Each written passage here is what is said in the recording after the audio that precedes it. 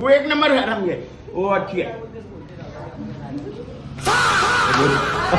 तिला मला मार दे रे। पोरावर सकाळूच उठून गेलतो हॉस्पिटलला मम्मीसला घेऊन. न मग तिशी गेलो डायरेक्ट दुकानावर गेलो, कारण की मम्मीसला यावाचा होता, भाकरी होत्या तर त्या विकाच्या होत्या, कारण की दोघींना हँडल नाही होत. आम्ही गेलतो ना तिथं थांबून मी जरा पकलेलो, तर घरा येऊन डायरेक्ट गेम चालू गेलो होतो आपली व्हॅलोरेंट मध्ये जरासा ग्राइंड केल्यानंतर गेलो ओम भाई सोबत. ओम, मी आणि साई कुठेतरी निघलेलो, जरा एक काम होता तो करायला गेलो, मोठाच काम होता बघा. मी ना साई माझ्या मागे बसला, जरा भीती वाटत होती तो काम करायला, पण झाला शेवटी फायनली. मग आम्ही निघलो परत घरा यावाला. घरा येता भूक लागली. वर्षी साईला उपास होता, रविवार असून उपास होता, का तर बोलते एकादशी आहे. मी विसरलेलो, मला माहित नव्हता, पण मी खालता नॉनव्हेज सकाळी म्हणून मी खाला. तर या तवेली बघा ना कसा आम्ही सनसेट बघायला गेलतो. दौऱ्यान प्लेन पण बघले जरा उडतानी खाली उतरतानी. तर गेलो परत मी एकटाच गेलो दुकानावर आणि भाकऱ्या विकत होतो. तर इकडे बघा बाबा आला ना, त्याची माझ्या बघा ना वो काय एक नंबर हराम है, वो अच्छी है।